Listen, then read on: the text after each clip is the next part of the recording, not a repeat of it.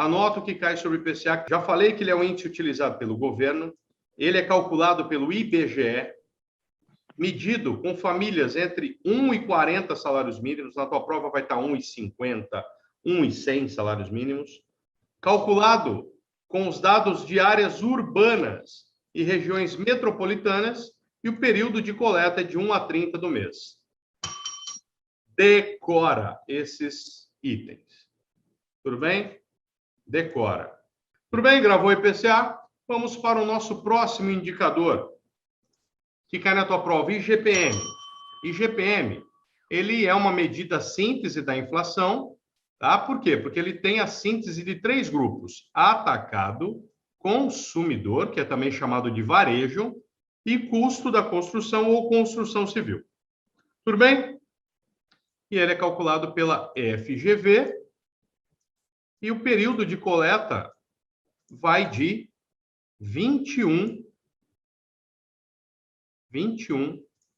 a 20 do mês, diferente do IGPM. Dica: IPCA de setembro, começou a coleta 21 de agosto, tudo bem? Então, é do 21 do mês anterior ao dia 20 do mês de referência. Beleza? Seguimos, então. Bora. Qual que é o item 7 aqui? Taxa Selic. Qual que é a taxa divulgada pelo Copom? Selic meta. E a taxa Selic over? O termo over significa que é após alguma coisa. Então, é uma taxa pós-fixada, baseada na remuneração dos títulos públicos federais por um dia, quando a garantia são títulos públicos. Tudo bem? Remuneração dos títulos públicos federais nas transações entre instituições financeiras com garantia de títulos públicos. Então, se a garantia for título público, tá? O resultado dessa taxa chama-se taxa over, né? Ou Selic over, beleza? Taxa over ou Selic over. Seguindo. TR, taxa referencial. Não é formada pela caderneta de poupança. Ela é formada pela LTN. Antes era formada pelo CDB.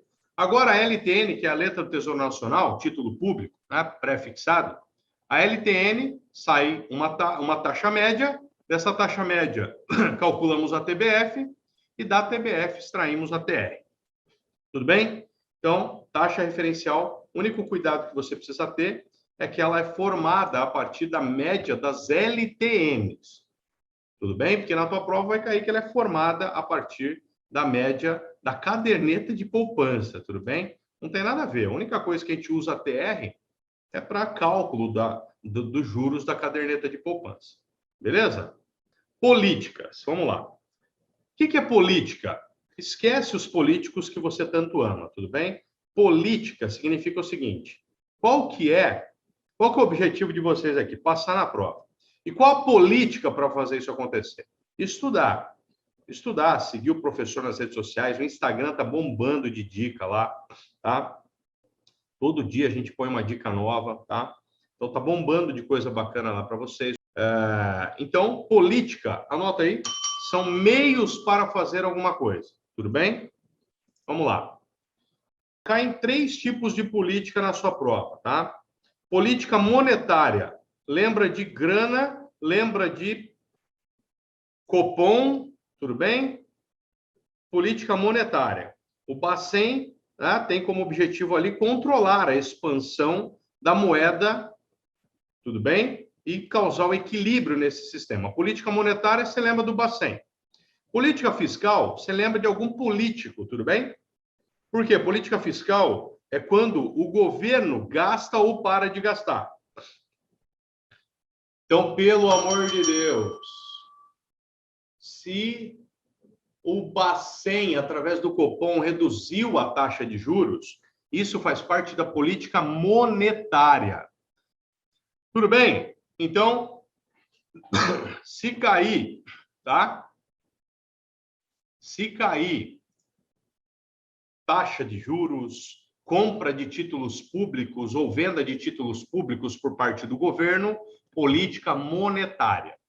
Política fiscal é quando o governo decide gastar ou parar de gastar, ou quando o governo reduz impostos. Se caiu uma questão dizendo que o governo reduziu o IPI para estimular a venda de carros. Isso é política fiscal. O governo está abrindo mão de receita, tá? Para isso. Tudo bem? E, por último, a política cambial. Quando você escutar no jornal, tá? Quando você escutar no Jornal Nacional, não sei se você assiste essa parada aí, faz 2 anos e meio que eu não assisto televisão, então não sei. Eu substituí TV por livro faz muito tempo. Então, política cambial é quando você escuta uma notícia assim: Banco Central pegou suas reservas internacionais e comprou o dólar para retirar a moeda de circulação para equilibrar o seu preço. Ou o governo vendeu, ou o dólar estava subindo demais, o governo vendeu dólares para injetar a moeda em circulação e fazer com que ela sobrasse para reduzir o teu preço. Pronto, isso é a política cambial. Então, são 3 tipos de política na tua prova. Por favor, presta atenção. Tá? Como que isso... Alguns lembretes importantes aqui. Política monetária. Tá? Política monetária, ela pode ser contra... Tanto a política monetária, a política cambial ou fiscal, podem ser restritivas ou contracionistas. Tudo bem? Restritivo. Política restritiva restringe o crescimento do país, tudo bem? E a política expansiva, eu quero que o país cresça, beleza? A Selic Meta é o ponto de partida, é o ponto de largada, é o quanto custa o dinheiro no mercado financeiro, é o que a gente chama de taxa de juros doméstica. E da Selic Meta saem 2 ramificações, a Selic Over ou o CDI, tudo bem? A questão do CDI é muito parecida, tá? O CDI, ele é a média também das taxas de juros praticadas, só que a garantia são títulos privados, né? Em vez de títulos públicos. Os famosos CDIs, né? Certificados de Depósito Interfinanceiro, tá? Então, toda vez que você vê a palavra, vê o termo, né, CDI, significa que a transação entre a instituição financeira, né?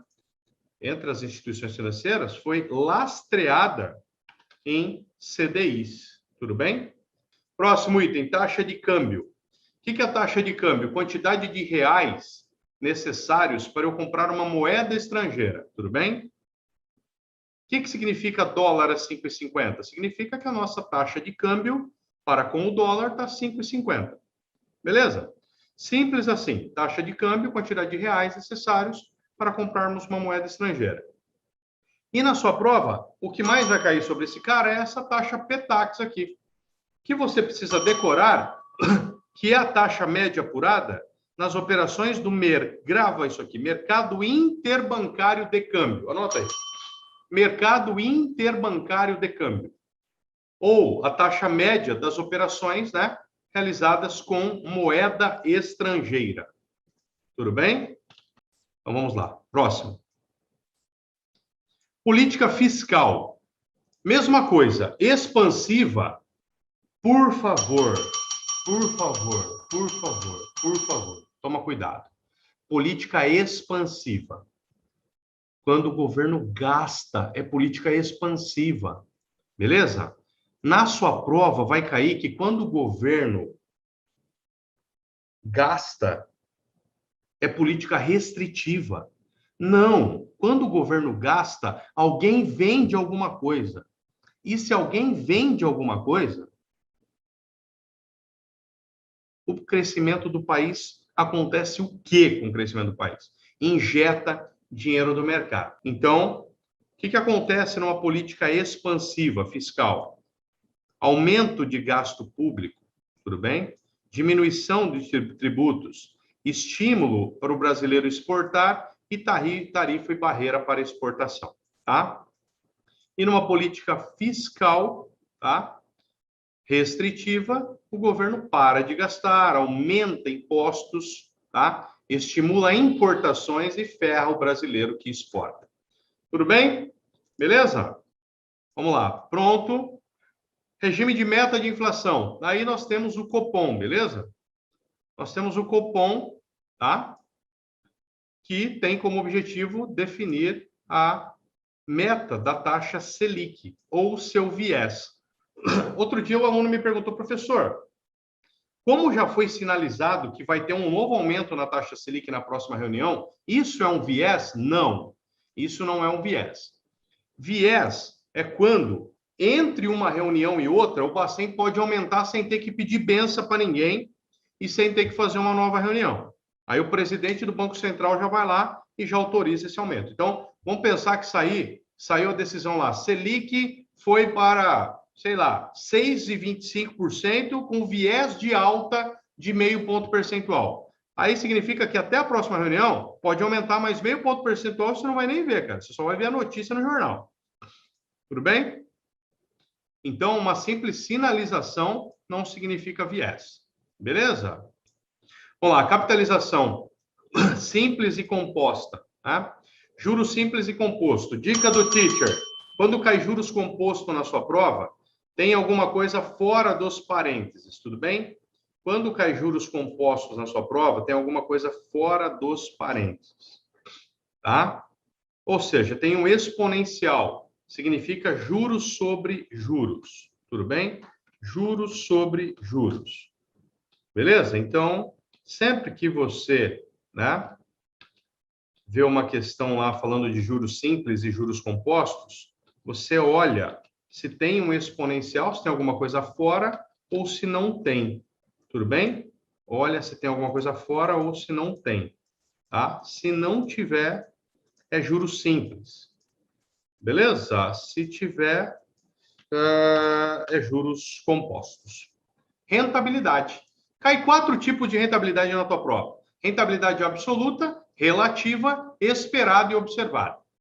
A que mais cai, titio já adianta, rentabilidade relativa. Esperada é fácil. É o que você espera para o futuro. Observada é fácil. É o que aconteceu no passado.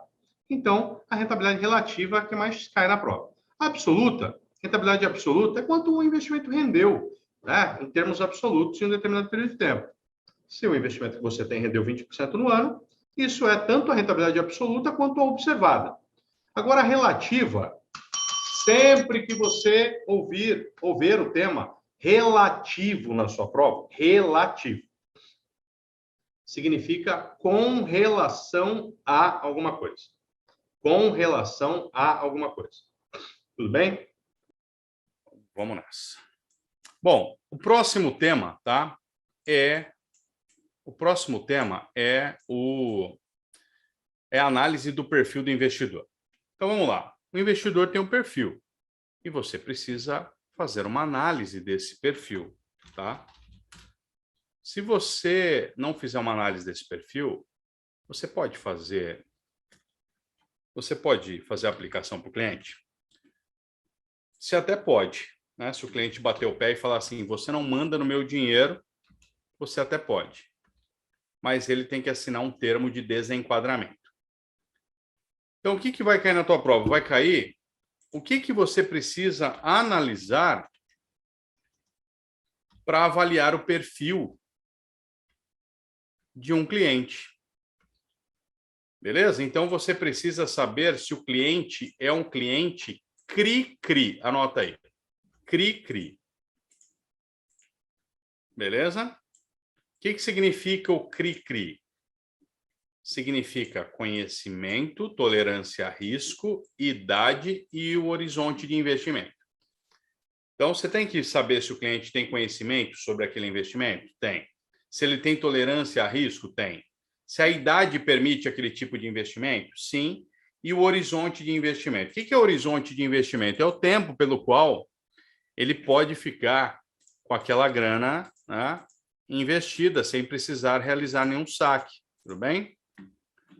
Então, você tem que analisar isso, tá? O que mais que você precisa saber sobre finanças pessoais? Índice de endividamento. Decora essa parada. O índice de endividamento, ele é composto pelo seu. Pode estar, sim, de duas formas na tua prova.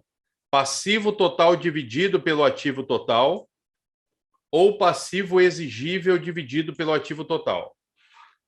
Beleza? Então, você tem que lembrar que essa é a fórmula. Legal? Passivo exigível dividido pelo ativo total, né?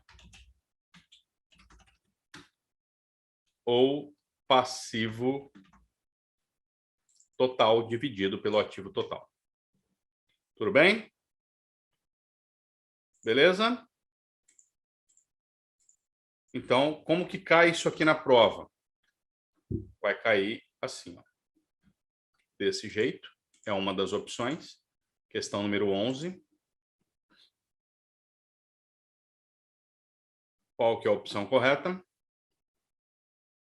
Passivo total dividido pelo ativo total. Parabéns, pode cair dessa forma, que é bem tranquilinha, facinha, ou pode cair assim. Considere o balanço patrimonial abaixo de uma pessoa física. Para se determinar o grau de endividamento, deve-se considerar a relação entre... Olha a interpretação, hein? Parabéns, né? Alternativa A. Legal? Então, quem que se elimina da alternativa B, patrimônio líquido, da C, patrimônio líquido e da D, patrimônio líquido, né? Exigível é a mesma coisa que passivo, tá? Anota aí, exigível e passivo são as mesmas coisas. Legal? Pronto, não erra mais na prova. Quantos por cento ele tem que investir, né, em direitos creditórios para ser considerado um FDIC? No mínimo 50% tem que aplicar em direitos creditórios. Não tem mais valor mínimo. Antes tinha um valor mínimo de R$25 mil, hoje não tem mais, tá? Então não tem valor mínimo. Esse cara tem dois tipos de cota. Pode vender para você uma cota sênior e uma subordinada. O subordinado sempre fica depois do sênior. Então, para efeito de amortização, para efeito de resgate, essa cota aqui não tem prioridade sobre essa. Então, você lembra que subordinado sempre se ferra, beleza? Pode ter a versão FIC do FDIC? Pode. Você lembra que o FIC, vocês conheceram lá atrás, que ele tem que aplicar 95% em cotas, né? Então, para ser um FIC, ele tem que ter 95% investido em cotas de FDICs, fundos de investimento de direitos creditórios. Legal? Pode ser constituído sob a forma de condomínio aberto ou fechado, pode ser fundo aberto ou fechado, somente para investidores qualificados e, na maioria dos casos, ainda investidores profissionais. Então, o FDIC, na maioria dos casos, somente para investidores profissionais, mas investidores qualificados é o foco desse cara. Beleza, então o FDIC, Fundo de Investimento em Direitos Creditórios, um fundo que compra direitos creditórios de quem tem direitos creditórios para vender. A pessoa pode ou antecipar num banco, ou comprar ou vender seus direitos creditórios para um FDIC. Beleza? Maravilha? Isso é o FDIC. Legal. Vamos agora para o fundo imobiliário. Sabe para quem que é o fundo imobiliário? Para quem quer investir em imóveis, mas não quer ficar pagando IPTU, condomínio, enfim. Aí tem um shopping que vai ser lançado e tem um fundo de investimento que vai investir naquele shopping. E aí eu invisto naquele fundo de investimento e a minha grana vai para construir o shopping. E aí aquela loja, depois do shopping, uma parte do aluguel daquela loja eu recebo. Legal? Então, quem investe em fundo imobiliário, ele investe em imóveis indiretamente, né? Mas ele não quer comprar imóveis, né? É isso? Então, vamos lá. Fundo imobiliário é quando eu quero investir em imóveis, quando eu quero investir no mercado imobiliário, mas não quero comprar imóveis. Esse fundo, obrigatoriamente, é fundo de condomínio fechado ou fundo fechado. Pode ter prazo de duração determinado ou indeterminado. E quanto que eu preciso investir no mercado imobiliário? No mínimo 75%. Já está rolando lá a tabela, né, de percentuais lá no grupo, tá bom? Foi enviada para vocês lá no grupo. Atenção para a tributação do fundo imobiliário. O recolhimento dessa tributação é pelo investidor via DARF, tá? E qual que é o recolhimento? 20% de imposto. Tudo bem? Então, grava 3 percentuais. Putz, esse fundo você tem que gravar 3 percentuais. Tá? Quase 4 eu já vou explicar. Grava o primeiro percentual, que ele tem que ter 75% investido no mercado imobiliário. Tributação de 20% para pessoa física ou jurídica. E ele tem que distribuir 95% dos seus lucros. Beleza? São 3 percentuais que você tem que gravar. Bom, então, galera, o fundo imobiliário, né? Você tem que gravar 3 percentuais. Primeiro, 75%, que é a composição, né? 75%. 20% é tributação e 95% é a distribuição de lucro desse fundo. Professor do céu, um amigo meu tem fundo imobiliário, ele falou que tem isenção de imposto de renda para pessoa física. É possível isso? Sim, mas presta atenção. O enunciado desse exercício tem que ser gigantesco. Por quê? Porque tem uma porrada de regra para ter isenção de imposto de renda para pessoa física no fundo imobiliário. Quais são essas regras? Vamos lá. A negociação tem que ser exclusiva em mercado de balcão ou em bolsa de valores. Só pode acontecer para fundos que tenham no mínimo 50 cotistas. E não vai ser concedido esse benefício para quem tem 10% ou mais de cotas ou de rentabilidade. Ou seja, o enunciado tem que ter 3 páginas para o imposto de renda, tá? Ser considerado isento, tudo bem? Então, toma cuidado, porque tem questão que traz uma pegadinha ali, daí você acha, essa aqui tem isenção de imposto de renda, né? Para fundos imobiliários, né? Tem isenção de imposto de renda para fundo imobiliário. Tem isenção? Não tem isenção se ele tiver só uma informaçãozinha, né? Se ele tiver uma porrada de informações, e é possível, né? Aí é possível que ele traga isenção. Maravilha. Então, tem um fundo que pode cair na tua prova, liquidação em D+2, tá? Liquidação em D+2. Tem um fundo que pode cair na tua prova, que é o PIBB, que é um outro tipo de fundo de índice, só que enquanto esse BOVA11 investe em ações que fazem parte do Ibovespa, o PIBB investe em ações do IBX50, que são as 50 ações mais negociadas no mercado. Legal?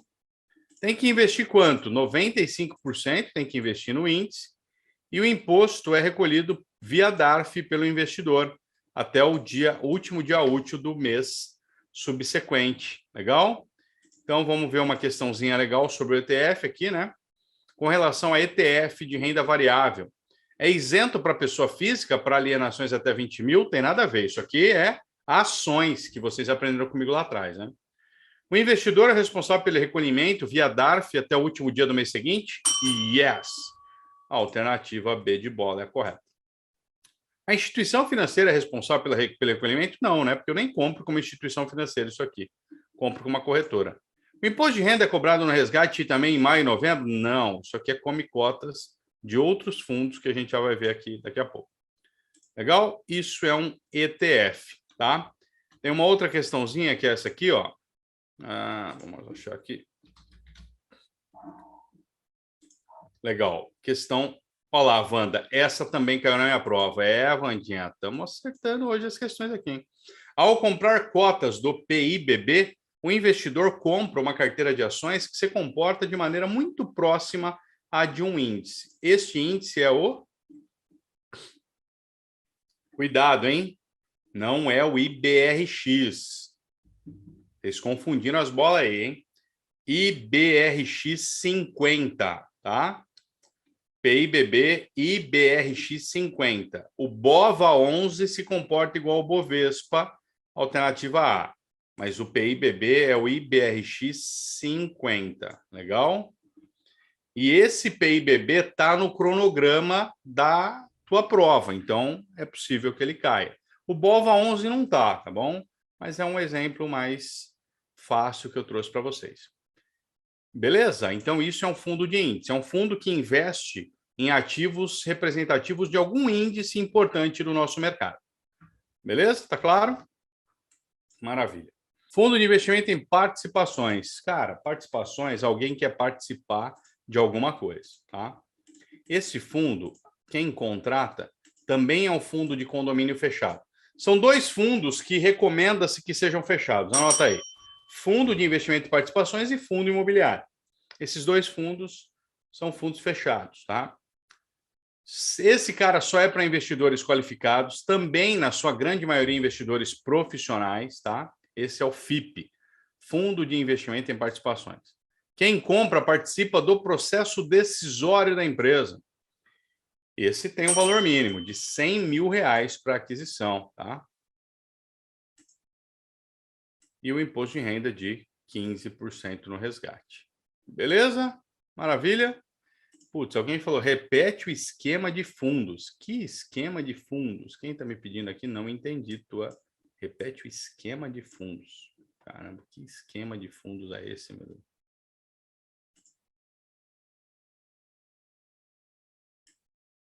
Ah, tá. Fundo fechado. Tá? São esses dois fundos que o condomínio é fechado, não são fundos abertos. Fundo de investimento em participações e fundo imobiliário. Tudo bem?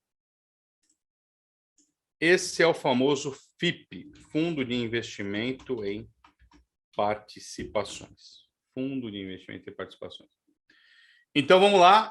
A taxa de carregamento incide sempre o valor da aplicação, tá? O valor que foi investido. Tudo bem? Pode ser cobrada no resgate, sim, mas ela incide sempre sobre o valor da aplicação. Beleza? O que mais que você precisa saber? Vamos lá. Que tem uma taxa de administração do fundo de investimento, né? Tem uma taxa de performance, né? Também. Falamos muito de PGBL. PGBL serve para quem também contribui para o INSS. O imposto de renda sobre o total, para quem faz declaração do imposto de renda no modelo completo. Eu brinco, né, que são pessoas ricas que querem mostrar para o governo que não são tão ricas assim, deduzindo um monte de coisa na declaração de imposto de renda. Posso usar 12% da renda bruta e é utilizado por quem possui outras despesas além do PGBL. Legal? Boa. Come cotas acontece em maio e novembro, último dia útil, mês das noivas e finados. Fundo de curto prazo é 20%, longo prazo 15%. Se cobrou come cotas e depois houve resgate, cobra alíquota complementar. Nós não chamamos isso de ajuste, tá? Chamamos isso de alíquota complementar, tá? Vamos lá. Prazo médio de curto prazo, né? Fundo de curto prazo para a Receita Federal, prazo médio igual ou inferior a 365. E as alíquotas são de 22,5% e 20%. Quanto eu já vi de aluno errar, porque não percebeu que o exercício falava que o fundo era de curto prazo, e aí deu um prazo na faixa dos 17,5 e 15, não está escrito. Então, por favor, analisem bem, olhem o exercício, tá bom? Beleza? E o fundo de longo prazo, prazo médio superior a 365. Beleza? E o último assunto, né? Compensação de perdas. Pô, acho que não está aqui no mapinha, eu preciso colocar. Vamos lá. Se eu perder dinheiro, fica por isso mesmo? Não. Eu posso compensar lá na frente. Vamos lá. Tá, mapinha mental de previdência, tá aqui. Vamos recapitular tudo aqui, tá? Vamos lá. Taxa de carregamento. Pode ser cobrada na aplicação, pode ser cobrada no resgate, pode ser cobrada na portabilidade. Nunca no benefício. Só que a taxa de carregamento é sempre cobrada pelos valores investidos. Em outras palavras, você juntou 60 mil reais no Banco do Brasil e de juros rendeu mais 20 mil. Agora você tem 80 mil reais. E o Banco do Brasil não está cobrando taxa de carregamento nos seus aportes, mas vai te cobrar na saída. Quando você mandar o dinheiro do Banco do Brasil para a Caixa, vai cobrar a taxa de carregamento na saída somente sobre os 60 mil aplicados. Tudo bem? Legal? Maravilha, ótimo. Vamos lá, eu tenho um renda vitalícia, que é o meu carro sem opcionais, não é isso que eu passei para vocês? Carro sem opcionais. Eu tenho renda vitalícia reversível ao cônjuge. Quando o cônjuge morrer, já era, né? Morre, acaba o plano. Renda vitalícia reversível ao cônjuge com continuidade aos menores. Então, conforme mais eu vou colocando opcionais no carro, vai ficando mais caro. Posso ter a renda mensal por prazo certo, reversível ao beneficiário, né? Pelo prazo restante, ou uma renda mensal temporária. Aí não reverte para o cônjuge. Tem questão de prova, às vezes, que traz assim: João contratou uma previdência com pecúlio. Você pode ter uma questão assim: o que é pecúlio? Seguro, beleza? O cara, além da previdência, contratou um seguro e ele morreu na fase de acumulação. Pô, a família vai receber tanto em valor acumulado quanto o valor do seguro. Aí ele contratou uma previdência vitalícia com pecúlio e morreu depois da fase de benefício. O dinheiro acumulado, a família não vê a cor, e o pecúlio, que é o seguro, a família recebe a grana. Beleza, meu povo lindo? Acabamos!